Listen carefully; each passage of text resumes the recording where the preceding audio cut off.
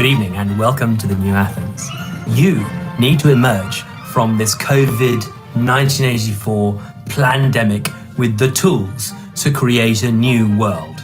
The New Athens, the blockchain think tank, brings you those tools to understand the chaos swirling around us and the forum to debate how a new generation will take control from the GoVidiots currently mismanaging our nation and our world, with a breakaway civilization leaving us behind.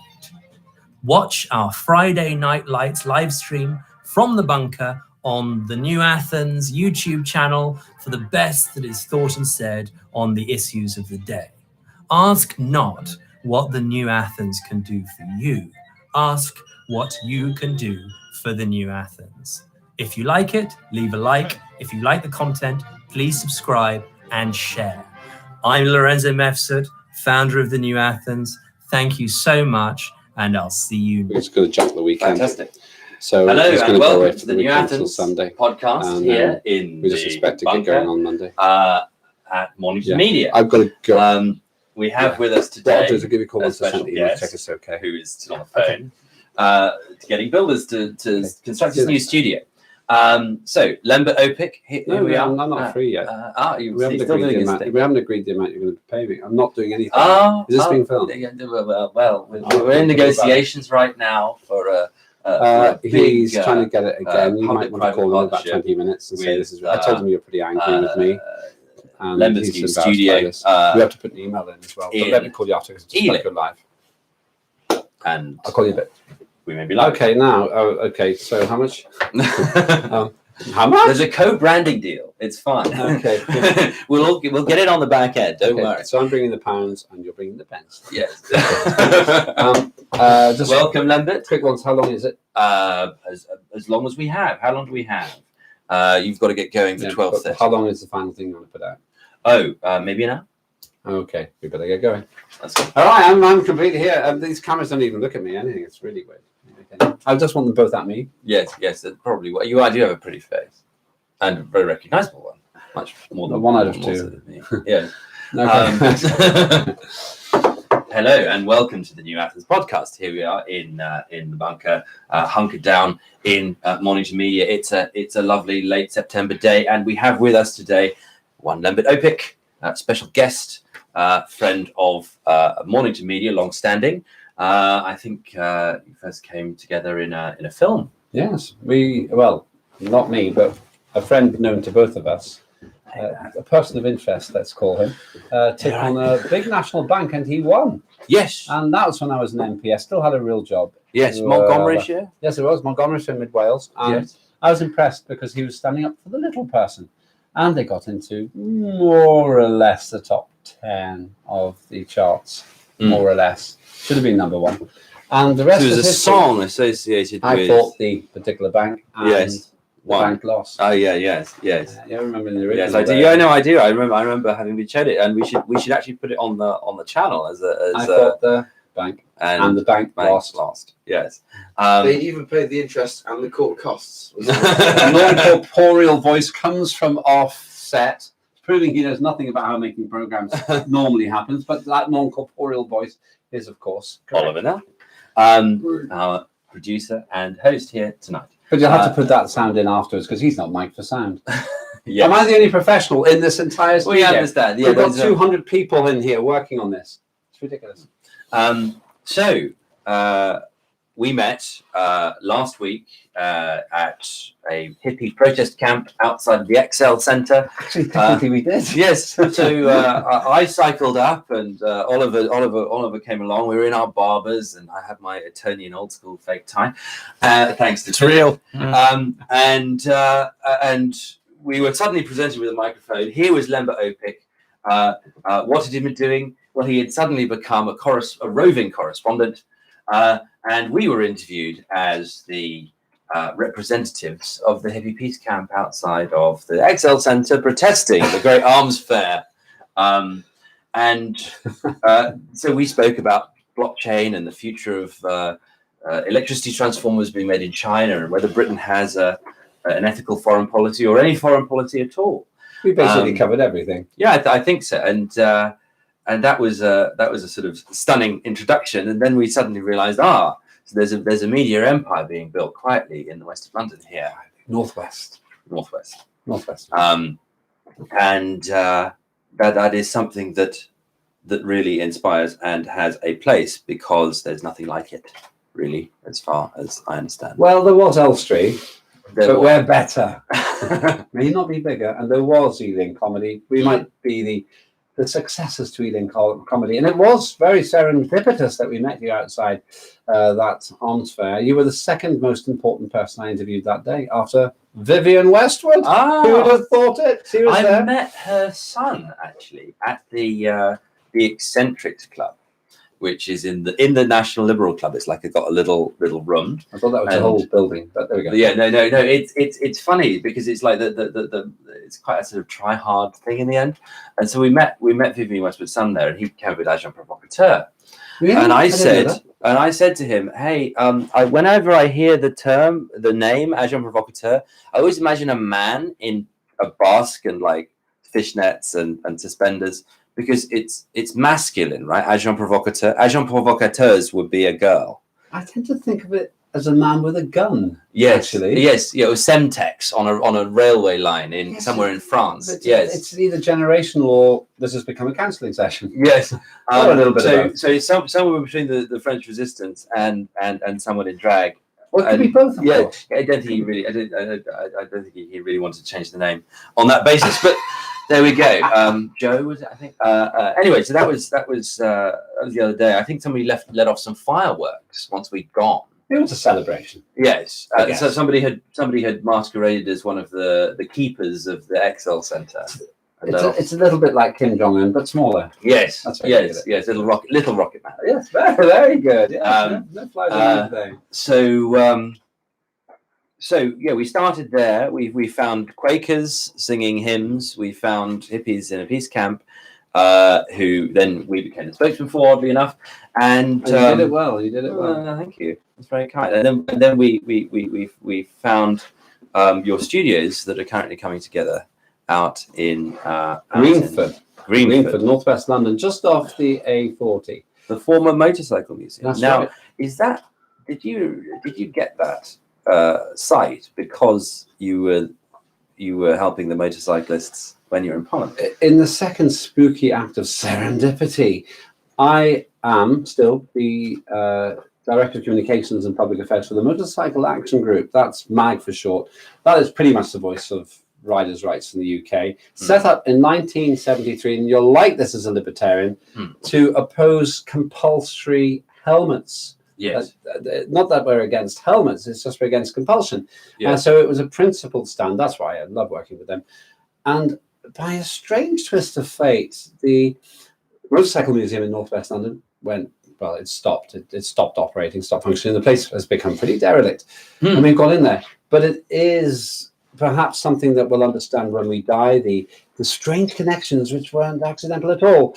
Carl Jung's concept of synchronicity comes to mind now. Yes. But there was no actual connection officially here on terrestrial Earth world. But you astral projected your way. Yes. I think there may be something like that, a bit of quantum burrowing from where we were to where we are. Yes. But there's a lot of work to be done there. It's perfect for studios. It's a wonderful space. Yes, you've seen it. Yes, I saw it on Monday with Oliver and Dan, and it had so much promise. It really is. It's the Wild West at the moment. It looks a bit like a Wild West saloon down the main drag. If anybody needs a filming spot for another season of Westworld, that's your spot. But hurry, it's going to be transformed soon. And maybe the music video, maybe the Christopher's music video would be good there. We could do that. Yeah, but hurry. We also need to drone. We need to drone the area. That's a great idea. To go in and out of all of the warehouses and so on. If you can do that, that's a done deal. Yeah, no, let's do that. Let's go up on a day when it's sunny, like today, rather than at night. Well, sitting downstairs, 4 stories below London. Yes. Well, we are in the bunker here at the New Athens, and we are hunkering down, and we are making sure that we survive the apocalypse. There's fuel prices going up. Are we going to have electricity? What's very interesting is that I've seen in the past few days, my electricity company providing electricity is shut down. It's gone into administration.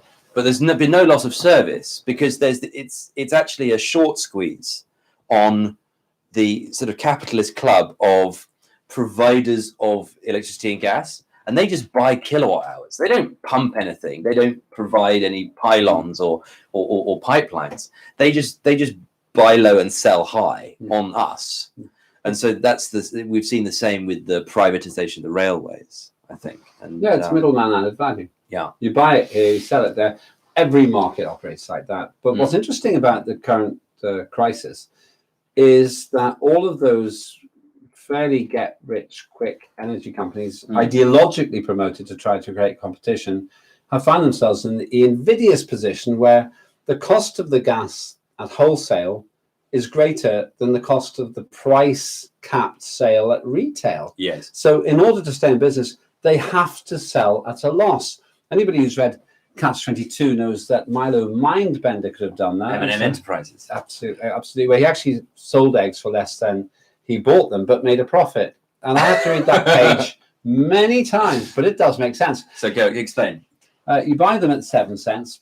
Well, Milo Mindbender bought them at 7 cents, but for the army, then sold them at 5 cents to the army. So you'd think he was making a loss 2 cents. of 2 cents. But actually, the army was giving him the 7 cents to buy them in the first place. So he was making 12 cents. Yes, all about subsidies. And I think subsidies has been a theme for some of our shows and something which we should talk about later. But did you follow the GameStop short squeeze? No, I didn't. But I did see The Big Short. Yes, that was a great movie actually, and something which we should do a showing of because it really explains quite how that flipping works.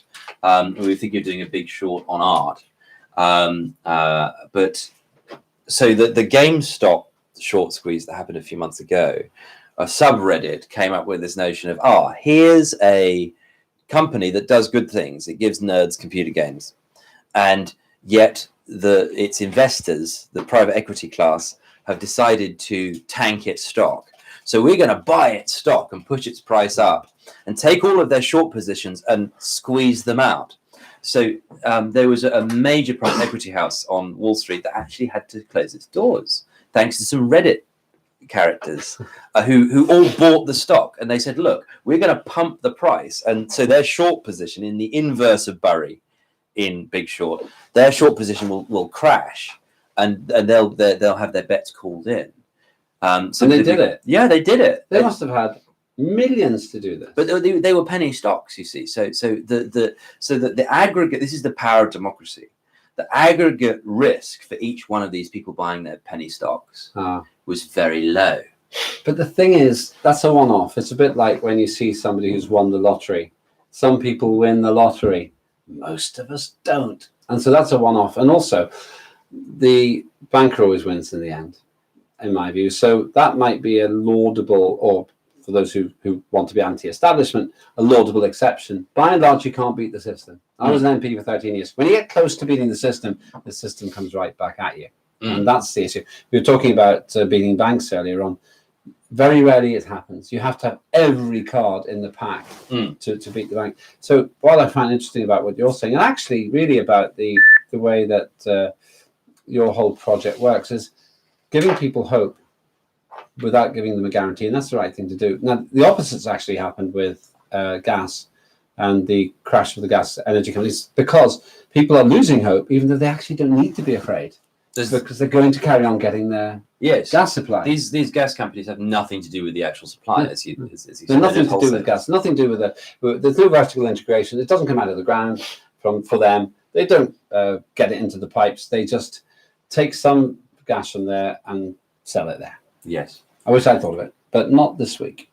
No. So that was an interesting way of looking at decline and at the sort of end of days that we've been facing in the past year. That's why we're here in the bunker. We began this podcast project at the start of the first lockdown, and we would explain to people how to recover, how not to lose hope, how to gain traction with new projects, with creativity, with innovation, with tech, focusing on blockchain technology. And that's been very successful in its first season last year, and now we're entering a second wind this autumn. But how did you experience this period? I mean, we mentioned before, all the electricity transformers are made in China. They have an EMP bomb, so 1 + 1 = 3, and now we don't have the ability to make our own electricity infrastructure, even though it creaks along, and you have these intermediaries kind of siphoning off all the profit. We don't make our own trains, and have again balkanized the train system in the same way, which I'm sure you're intimately aware of. In your time since being in Parliament through to the lockdown period, have you seen Britain in the ascendant or in decline, or where do you see the nation today? We're in gradual decline. When you live in a declining empire, it's very hard to see that. If you look at the history of the Roman Empire, I went to a grammar school, you see. I studied ancient history. What you also learn is that there's nothing new under the sun. Empires grow, they thrive, they decline. Now, everybody can see the British Empire's decline. That's not really a great insight. But living in it, you can not always see how that decline looks from the outside. So specifically, what's happening is we've left the European Union in an effort to try to reassert our independence and perhaps our global authority, possibly through the Commonwealth, which has got something like 57 countries in it. But it requires cooperation from the rest of the world. Now, you can get that with effervescent leadership, not just from one person, not just from the Prime Minister, but from the country. A mindset, a shared narrative, a sense of purpose. I'm not sure we've got that at the moment. No. And so without that effervescent leadership, without that fizzing, attractive, glistening proposition, then it's really hard for Britain to reassert itself as a superpower. Secondly, I'm not sure that government really believes we can be. We've got our nuclear weapons, so we can do lots of damage as we go down. Yes. But if you even look at a recent example where Australia, the United States, and the United Kingdom all have agreed to create nuclear submarines. Yes. AUKUS. It's a clumsy phrase. It sounds like a seabird.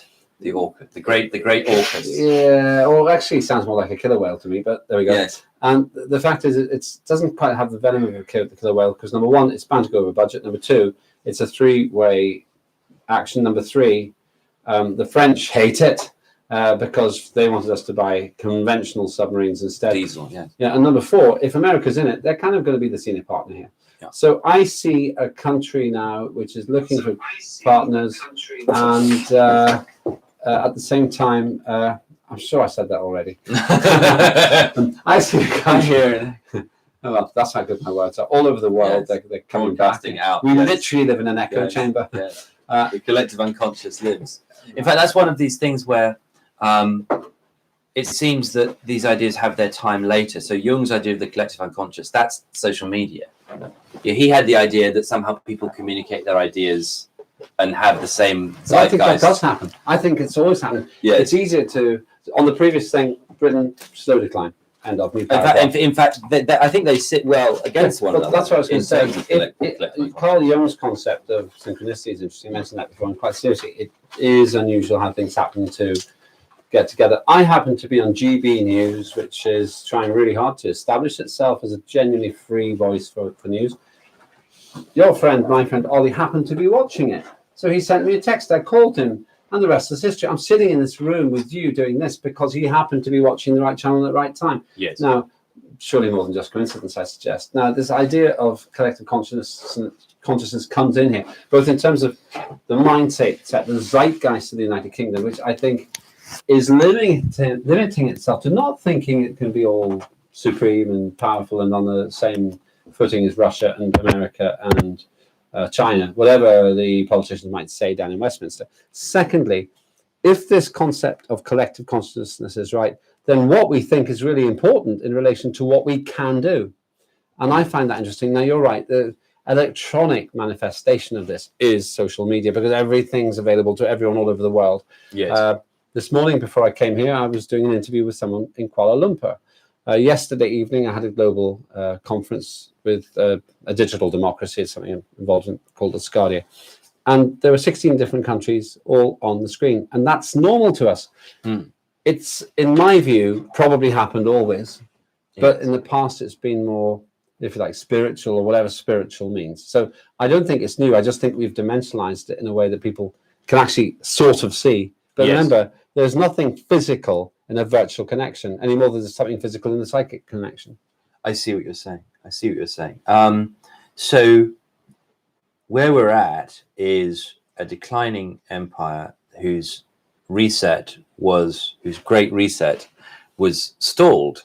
So the Brexit had this idea of, no nonsense, English empiricism against fluffy, bureaucratic European elitism. And that was a narrative that had a strong pull for a while. And you saw that in the Cummings campaign in 2016, and then the Cummings campaign in 2019, where he won a lot of seats for Boris. And so that had a kind of bracketed narrative to it. Oh, here's an idea. Then we had the lockdown, and it was all destroyed. So even that nascent potential for a new national narrative was splattered by what has become a global news cycle. Yeah, I have a different interpretation slightly. I think what happened wasn't that Brexit was stalled or the Brexit implementation was stalled. I think what happened was it was simply the problems were shelved. In an ironic kind of way, COVID just took center stage. And in my view, what's happened is that Brexit was pushed back with all the problems of Brexit, so that we were more concerned about life and death than we were about, if you like, the future prosperity of the country. And now what would have happened then is beginning to happen.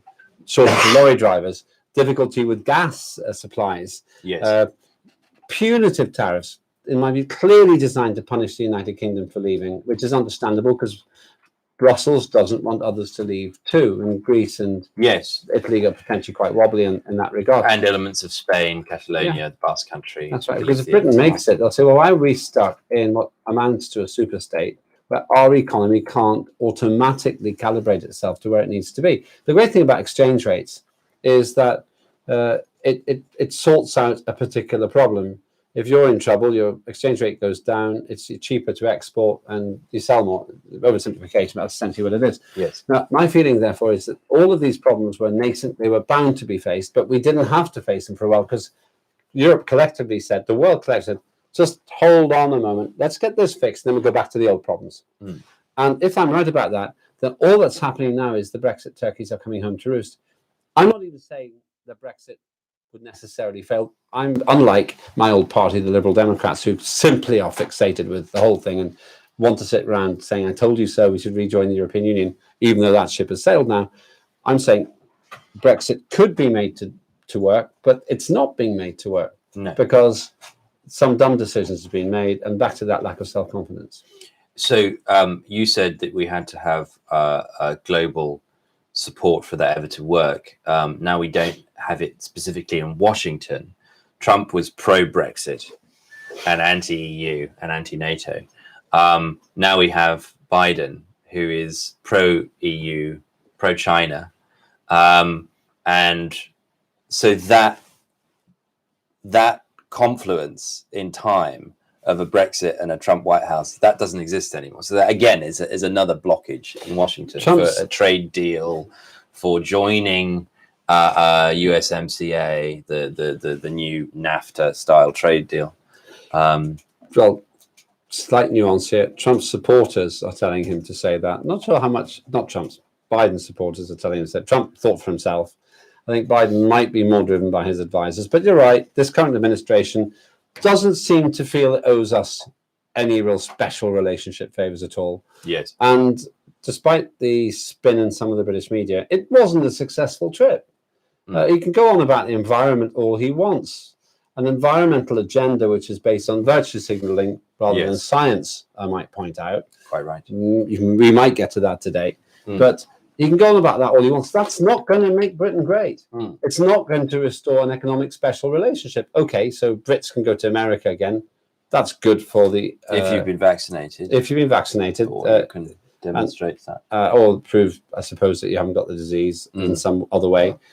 And that's okay, especially with the travel business. I happen to be looking at the shares for travel, for airlines. They've gone up because of that. But actually, what we haven't got here is a kernel of an axis of virtue for Britain on which it can hang its economic hat outside the EU.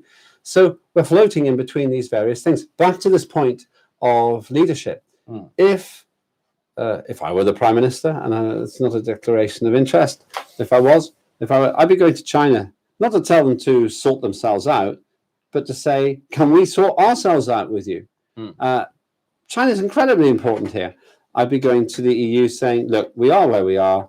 Let's grow up a bit and let's create a relationship which doesn't cause the rest of your happy band to want to leave as well, but does mean that we can coexist. And then the third thing I'd be doing to the rest of the world saying, you want to come to Europe? Come to the easy bit, which is us. Yeah. Incidentally, to do that, you have to really vastly change the visa system. It's such a hostile environment coming here at the moment. But you can do all that. Instead, we're messing around at the edges. It's an evolutionary situation where we could have had a revolution. That's scary. That's frightening. Civil servants are risk averse. But Boris isn't. So why isn't Boris really stamping his risk attraction maverick outlook on this and start ruling? I like Boris personally. Next time I see him, I'll say this. It's a great phrase. It's called the Maverick's motto. Let chaos reign, then reign in chaos. Now, we've had chaos imposed upon us to an extent, and Brexit was a gentle kind of chaos. He could have done all this, but he hasn't done it. It was a potential catalyst, but it failed once the lockdown set in, and that became the only thing on the agenda, as you say. He and Cummings made a good double act. Boris is a classicist. His notion was bread and circuses. How do I achieve this now? People said, "Oh, Boris, he wrote a book on Churchill, so he likes Churchill. He thinks like Churchill or something." Churchill was a fixer for the British Empire. He gassed the Kurds. He concentration camped the Boers, and he firebombed Europe. He was a destructive man, and Boris is not a destructive man at all. He loves to be loved. That's why he was mayor of London, and so you can read it in his charisma and in his character. And so, being a classicist, he asked, "So how do I do of aqueducts and Colossia today?" And Cummings was the answer, because he wants to build a city on the moon with British technology. He's the man who's theorizing about smart cities and a means of reappropriating the scientific method and putting it back into Whitehall and so on. So Boris and he made a good double act in that 2019 period, off the back of the Brexit campaigns, when Boris said, "Yeah, how do I do the bread and circuses of the third millennium?" It's very good. And of course that was derailed. But that was that as we saw at the time, it seemed might be a positive message, bringing back the factories from China to the north of England, which is what really won the Red Wall campaign. I don't know how you saw that period. You have to judge by results in politics. It really is the only thing that matters.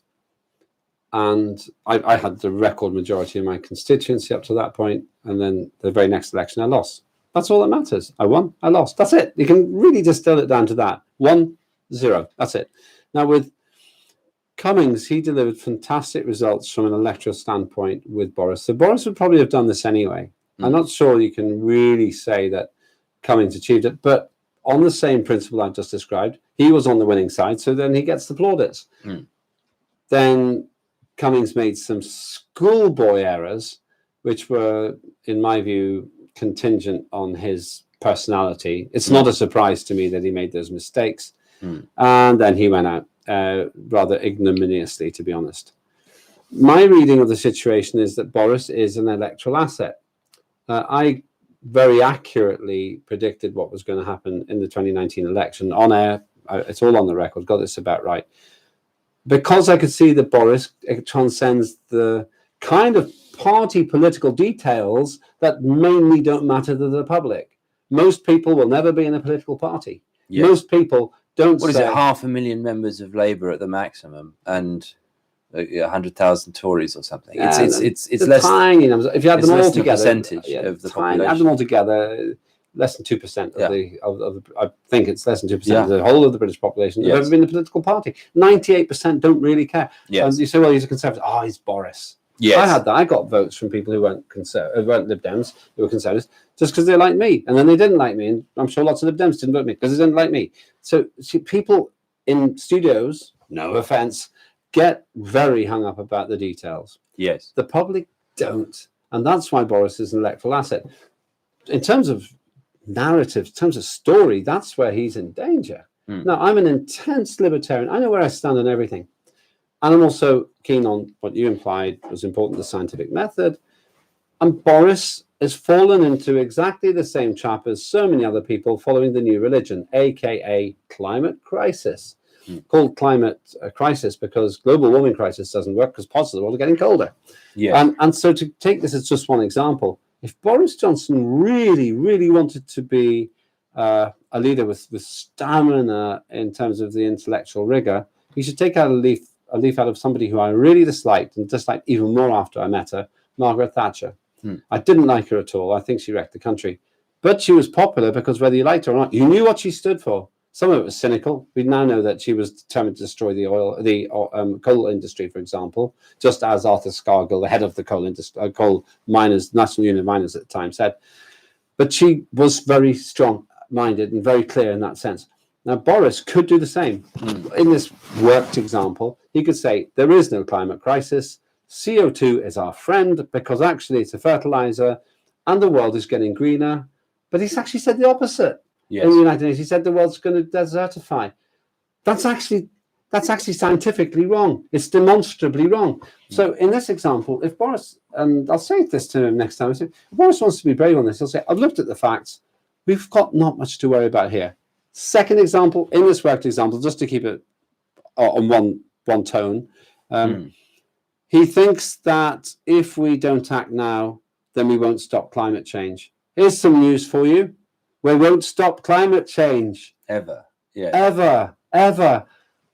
I've been accused of being a climate denier. No, they are, because they think that the human race can stop climate change. So who caused the last ice age, which is still happening? We're in an interglacial period. Boris Johnson could be the one person who says, we can't change the climate substantially. The science doesn't suggest that. So we can adapt. We've got the time to do it. Let's make the most of our world instead of totally sacrificing our future to a situation which is instrumental and central in causing the gas crisis that we've got right now. Because if we had coal, we wouldn't be having the gas shortage. So that's an example of a lack of leadership where there could be some. It seems there are two problems that have become conflated in the climate topic. One is pollution and the degrading effects on the environment of chemical attack from dirty industry and from irresponsible disposal of waste products and so on. And then there's the notion of CO2 and greenhouse gases, which has become labeled under the CO2 banner. They were CFCs, but that's kind of gone by the wayside. Apparently the hole in the ozone layer is sealed up and so on since 1979. But I was interested. Have you seen that? As you were saying, there was global warming and then there was climate change, which is a non-falsifiable widening of the notion. So what was the world is getting hotter? Well, it's not. So you can disprove, you can falsify that notion, but you can't falsify the notion of climate change because you get it right either way. If it goes up, you're right, and if it's heads I win, tails you lose. But there's been this bifurcation of pollution and CO2, and then we've only looked at CO2, and we've actually started talking less about the destruction of the environment, the destruction of rainforests and so on, due to economic levers that we in the West are pulling, due to a globalized economy where it's cheaper to have soybean or palm oil planted where a rainforest was and then export it. Yeah, we created the forest fires in various places, Indonesia for sure, where we made palm oil to protect our environmental credentials a very attractive cash crop. So they burned the rainforest, which wasn't profitable, and planted palm oil. We, in our virtue-signaled obsession, actually caused the destruction of rainforest. No one should pretend that Brazil's rainforest is burning naturally. It's farmers doing things for cash. Classic example, 90% of the poppy, drug-related poppy crop is now coming from Afghanistan. Why? Because it's a cash crop. Yes. Farmers follow the money. So that's one of the unintended... Well, that was the interesting thing about the CIA, that they didn't burn the poppy fields. They just became the gangsters that ran. Yeah. And so that shows that geopolitics doesn't really care about the consequences in a sense. There's a great film called Charlie Wilson's War, which touches on that. I'm waiting for the book to show up. I want to read that as well. I just ordered it. But when it comes down to this environmental debate, the whole thing is couched in emotive nonsense. And I know we've got into this because I was appealing to Boris Johnson to take a stand. I'll give you 3 examples. The poster boy of the environmental movement is currently the polar bear, because they're going extinct, except that they're not. Highest population of polar bears since 1960 at the moment, but that doesn't suit the narrative. Antarctic ice sheet in the South Pole is often shown as having great glaciers, great icebergs breaking off it. It's got actually an accrual of ice at the moment. There's more ice there than there was before. I saw an idiotic report, I'm sorry to say, on the BBC, which said, showing the North Pole, saying, as this melts, sea levels will rise. Has the person who did that report ever had a glass of iced water? As the floating blocks of ice up, because it contracts. And the BBC's reporter, a very senior environmental spokesperson, doesn't seem to know this. Yes. Now, the problem we've now got is it's a new religion, and it's got the classic 4 elements of any fanatical religion.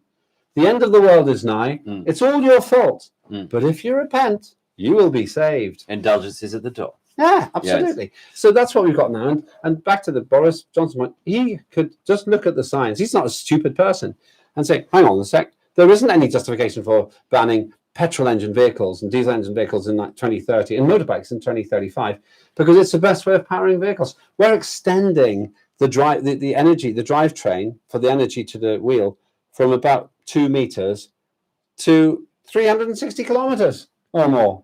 Yeah. How is that possibly going to be a more efficient way of doing things? And back to this point, I don't know if anybody else has noticed this, the environmental press just hasn't got the courage to say that the current crisis is because we've junked our own independent energy supply, like coal, which is actually a fertilizer when it comes up out as carbon dioxide, greening the world, in favor of gas, which is a much more precious resource and shouldn't be used for stuff that you can use other more cumbersome forms of energy to run the world with. Also, the environmental lobby has not embraced nuclear.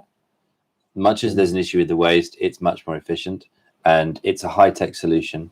They've not embraced tidal power, which Britain has. We're an island nation, and we can get the bobbins going, and the tide can give us huge amounts of electricity. It's reliable. Instead, the other one is in river hydropower. Instead, with renewable energy, we've had solar and wind, which is unreliable, especially in this country, and it actually almost junks the idea to focus on those two so inefficient forms of energy capture. But perhaps there's a kind of orthogonal move here. I mean, we're looking at Greta Thunberg and some of the environmental campaigning around Extinction Rebellion and so on. And there's a Luddite element to it of, well, we shouldn't have electricity. We should go back to living in yurts, and that kind of squatter mentality is maybe again part of the notion of decline that we started with. That, I mean, it's our opinion here that the Greta Thunberg is likely in the pay of the Chinese. because if you look at these climate conferences, the accord is always signed, but then I mean, I have a friend who walked up the Silk Road into inner China, and found, huge coal-fired cities belching out, but making pillows, a whole city making pillows and so on, going back up the Silk Road. And so his notion, I mean, he's now doing his PhD at Oxford in environmental sciences. His notion from walking through China was all of these so-called climate accords are just a means for China to catch up to the West. So the West self-flagellates and says, right, we will repent for our sins. And China says, right, more coal-fired power stations, please, because we have territorial integrity and you're not seeing what we're doing. We'll just sell you the product. So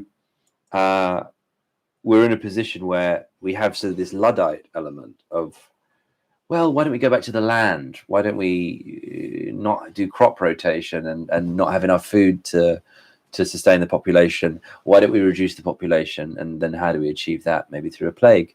They won't do that last one.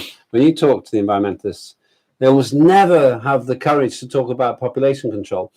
Any environmental campaigner who has more than 2 children is increasing the population. The biggest single contribution you can make as a human being to future emissions is having a child. Yes. So if it's not 2 in, 2 out, if it's 3 in, 2 out, well, don't ever preach to me about the environment, because frankly, any car I buy, any house I buy will not make the same contribution to the emissions of our and the environmental footprint of our society than an extra person. Other point you made here, though, it's just absolutely right. China, where I would have moved to had I not become an MP, because I really am impressed with many of the opportunities you can have in China, including working with the civic system to perhaps change or encourage change in ways that a libertarian would like from the inside there. What I saw when I was working in Guangzhou and actually in Hong Kong was a country that knows exactly what it wants to do. And of course they're going to sell us electric vehicles, because it's not a good way to get around. It creates inefficiency and it bungs us up economically. So they'll make them for us. They'll make the batteries for us, and they'll laugh all the way to the bank and all the way to the top of the superpower table. So I admire them for that, actually, because you can see exactly what they're trying to do. And when people point the finger of blame at China, say, they're just doing what we did. We talked about British Empire at the beginning. Yes. They're just doing what we did, and actually a little bit less harm than the British Empire did in many parts of the world. Yes, I see what you mean. So with the electric car displaces the pollution from inside the internal combustion engine in the vehicle to wherever the power station was that generated that electricity, which then has to go through these gates of power loss in the energy pyramid down to the lithium-ion battery, which then lasts a couple of years and needs a lot of lithium and cobalt and other heavy metals in it. And with China's One Belt One Road policy buying up all of the mines in Africa and staffing them and taking them on as colonial possessions, as you were saying, or pseudo-colonial possessions, it may be that not only do the Chinese make the electricity transformers and the batteries and the cars and all the infrastructure and then export it to us, but also have possession of the minerals. Yeah, it's wonderful vertical integration. Yeah. This is vertical integration on an intercontinental scale. Yeah. And the other thing that they're doing, as you've correctly described, is saying, if you want to go on this self-flagellation trip, we will give you the tools. We will give you the whips, the ropes to hit yourself with, as long as you pay us. Yes, we'll sell you the rope to hang yourself. We'll sell you the rope. It's a beautiful, elegant update of an old phrase. And they've got it smart because actually they're using an energy system which is incredibly cheap. They're building and improving scores and scores of airports. For what reason? So that their people can have the same standard of living as ours. And that's where we haven't got a leg to stand on. Yes. The other thing that's really interesting about the situation is apparently Western politicians don't see this. They don't see what's going on. Electric vehicles seem to take much more energy to produce. So what we do is we export a lot of our emissions to buy the things back. So we say, oh, well, we're not producing these emissions here, though we obviously have some motor manufacturers in the country, but a lot of our manufacturing goes abroad. So we don't count all those emissions, even though we're the consumer. And then the second thing, this energy aspect, when we become hugely dependent on electricity, is coupled to the insane notion that the totally unreliable solar and wind sectors can possibly give us what's called base load. Base load is the load that you always need to have. Yeah. What actually it causes is the need for something called spinning reserve. Now, spinning reserve is something that you need in case the variable bits don't work, so that you quickly bring them in. Why is it spinning reserve? Because you can't start a huge power station in a few seconds. Yeah, it has to be running all the time. And so the battery tech isn't there for the solar and wind. No, so you can't store the power. So you've got to have it constant. Yeah.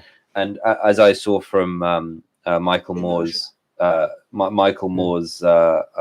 film Planet of the Humans, to have your not shiny solar wind system, you've got to have a gas-fired power station running at full tilt in the background, as you say, because it can't be spun up in an instant. You've still got it. You have to. That's to keep the people on life support in the hospitals and to keep the lights on. Those hospitals have diesel generators just because of this, and maybe some battery powers as well. Battery powered backup. There are some battery related systems that can help with this, but still, when it's cold, when it's cloudy, and it's calm, you don't get wind and you don't get solar. And as we all know, the environmentalists don't want anything to do with tidal power because it wrecks the environment. No, it doesn't actually change. It changes the environment. The fish aren't going to say, well, we're moving to France now. They'll just live in a different way, or some populations will change. And they certainly don't want nuclear, even though if they really want a clean system, that's the way to do it. But what they do want is this comfortable belief that these turbines and these solar panels will work. Now, am I against this? No, I've got solar panels. I wish I didn't, because I just don't believe that they work. But I spent a lot of money on solar panels, so I've walked the talk here. Most of these people haven't. One of those idiots who's sitting on the motorways hasn't even got insulation, even though he's campaigning for insulation. What rank hypocrisy.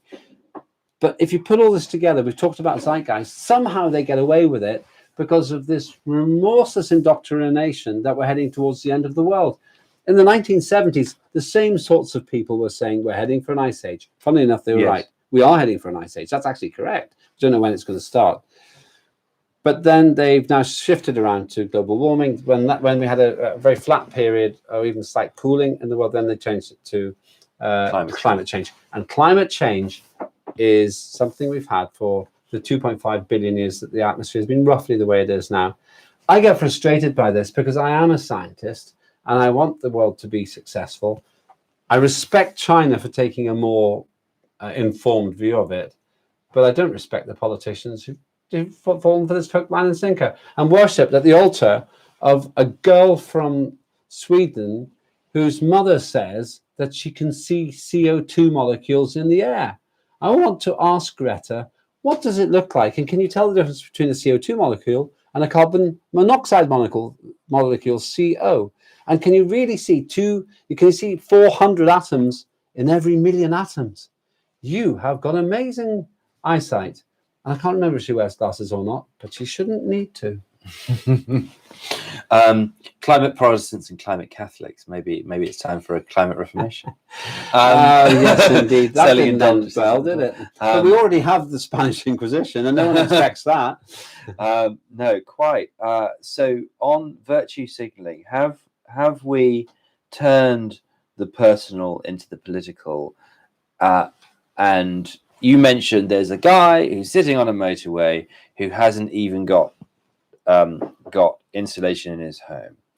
Are you not allowing yourself a little bit to join that notion of the personal being political, which I think maybe is part of that virtue signaling complex of ideas, a way to take struggles away in politics from things which affect collectives of people and take it down to individuals? It's an atomization of people into, oh, what are your concerns? Do you separate your plastics from your cardboard?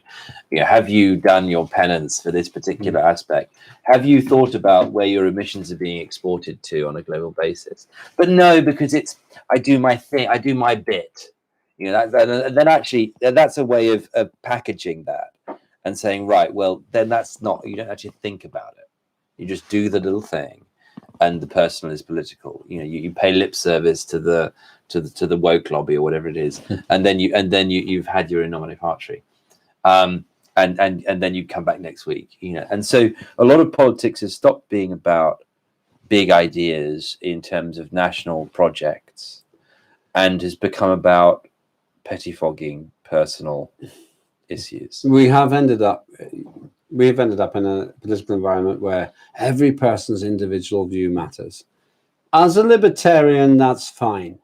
But if you actually want to live in a collective, which is how of your preciousness about it. The one I wrote something about this actually some years ago. John Stuart Mill, who's the great on liberty, whose great On Liberty book more or less defined the concept of libertarianism, missed one thing. The concept of tolerable harm. There has to be a degree of harm I can mete out on other people in order to make the whole thing work. You might be offended by my tie. Yes. That's not a good enough reason to stop me from wearing it. Yes. So this would be a tolerable harm. You might like some band which I don't like, and you play it. So I find your music offensive. Tough. That's a tolerable harm. You have the freedom to be offended. Yeah, you have the freedom to offend me. Punch me in the face. You have the freedom to offend me. Now, if you physically assault me, that would be an intolerable harm. So what makes this difficult is because it's not completely binary. There is some judgment call in the middle. Yes. And yet, what we see is its head, and you get these extraordinary civil rights cases where somebody makes what seems to be a preposterous demand for their liberty. They win, and then that wrecks an entire sector. One person fell off a ladder, or worked at a height, or had an accident on a farm, and he winning that compensation case meant that the law changed. It's called VNUK, VNUK, changed for in such a way that potentially all off-road motorcycling, all off-road road sports could have been banned because you would have had to have insurance. Now, here's a surprise for you. You're hearing it exclusively here in this discussion with you. Road racing is dangerous. And people crash. That's why people go to watch it to an extent. And if you have to have insurance for that, then that's the end of it. So you get these unintended consequences with one individual creating a precedent with unintended consequences. That's one's actually been slightly resolved. So you get individuals who cause collective or problems for the collective. But the bigger problem at the moment is we've got the tyranny of the majority. You get damned as a climate change denier, which sounds a bit like Holocaust denier. Yes. If you question the current ludicrous race into trying to stop climate change, even though when you stop, as I do, on the bridge and try to engage with the Extinction Rebellion campaigners, they haven't got a clue about the science. You say, what about the Milankovitch cycles, which is actually about how the Earth goes around the sun?